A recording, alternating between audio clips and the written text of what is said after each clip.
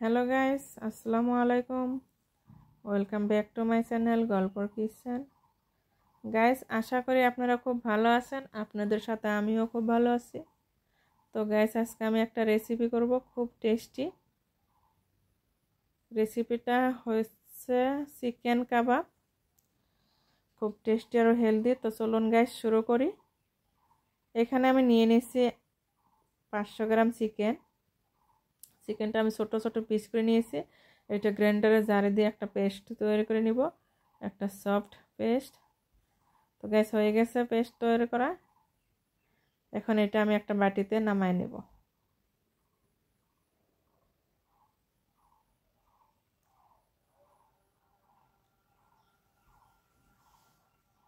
এই চিকেনটা পেস্ট করতে একটু পানি দিবেন না, পানি দিলে হবে না।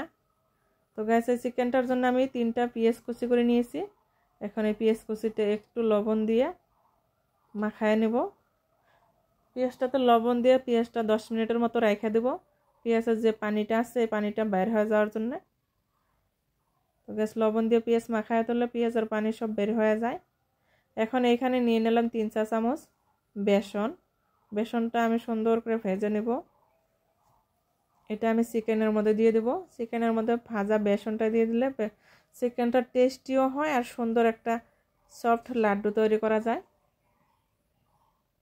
তো গ্যাস হয়ে গেছে আমার বেসন ভাজা, এটা চিকেনে দিয়ে দিলাম। এখন এখানে দিয়ে দেবো ধনিয়া পাতা কুচি, আদা রসুন বাটা, কাঁচা লঙ্কা কুচি, জিরা গুঁড়া,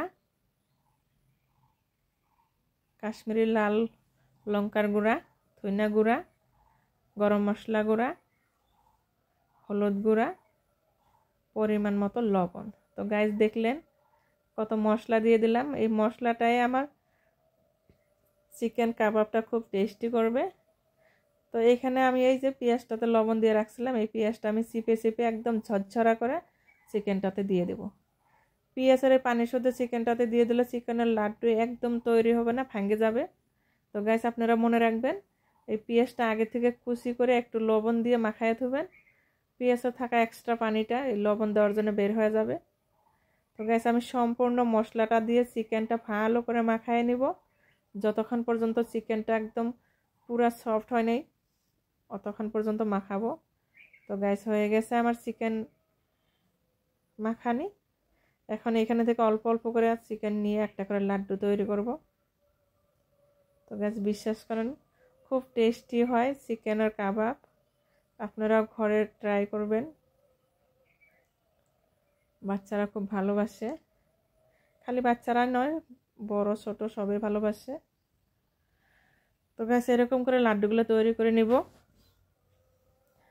লাড্ডুগুলো তৈরি করার আগে হাতে একটু তেল মাখায় নিছি, তো লাড্ডুটা হাতে লাগে যাবে না। 500 গ্রাম চিকেন দিয়ে 10-12টার মতো কাবাব তৈরি করা যায়।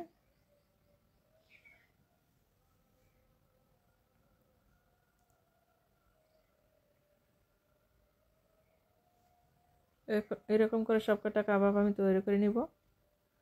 তো গ্যাস হয়ে গেছে, এটা খালি চিকেন কাবাব। এবার আমি তৈরি করব চিকেন চিজ কাবাব। চিকেনের লাড্ডুটা ঠিক মাঝ বরাবর আমি একটু চিজ দিয়ে দেব। এটা একটু খেতে বেশি টেস্টি হয়, বাচ্চারা খুব ভালোবাসে। তো গ্যাস এরকম করে ঠিক মাঝ বরাবর একটু চিজ দিয়ে দিলাম। এখন এরকম করে চেপে চেপে আমি লাড্ডুটা তৈরি করে নিব।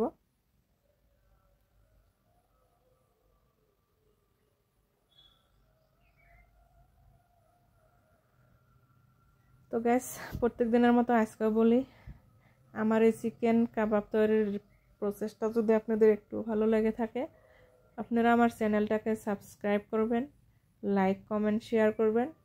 আপনারা আমার সাথে থাকবেন, সুস্থ থাকবেন। তো গাইস এরকম করে আরও একটা চিজ লাড্ডু আমি তৈরি করে আপনাদেরকে দেখাবো। ঠিক মাঝ বরাবর এরকম করে অল্প চিজ দিয়ে লাড্ডুটা সুন্দর করে চেপে চেপে চিজটা আমি ভিতরে ভরাই দেব। তো হয়ে গেছে এটা লাড্ডু তৈরি করা। এখন এগুলো আমি সুন্দর করে ফ্রাই করে নেব। তো গ্যাস ফ্রাই করতে একটা কথা বলবো, আপনারা দেখতে থাকুন।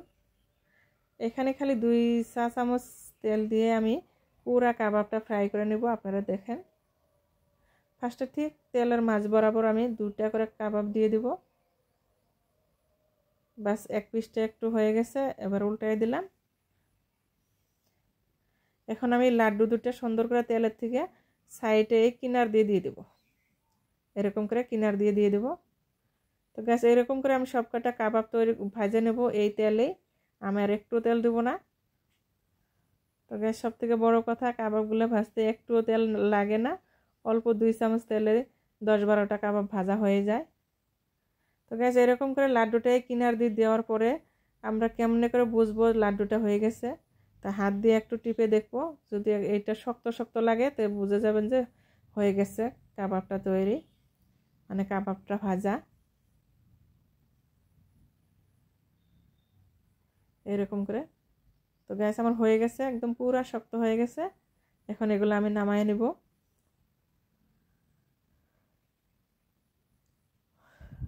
আমার এই 500 গ্রাম চিকেন দিয়ে টোটালি 10টা মান কাবাব হয়ে গেছে। এটা চিজ কাবাব।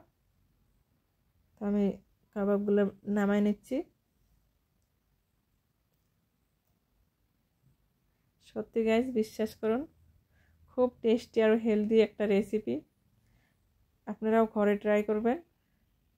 বেশি কিছু লাগে না, ঘরে থাকা উপকরণ দিয়ে সুন্দর একটা টেস্টি রেসিপি তৈরি করা যায়।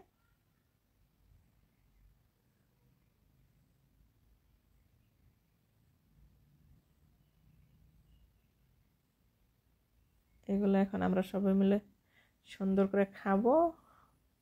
আসসালামু আলাইকুম গাইস, আজকের জন্য বিদায় নিচ্ছি। খোদা হাফিজ।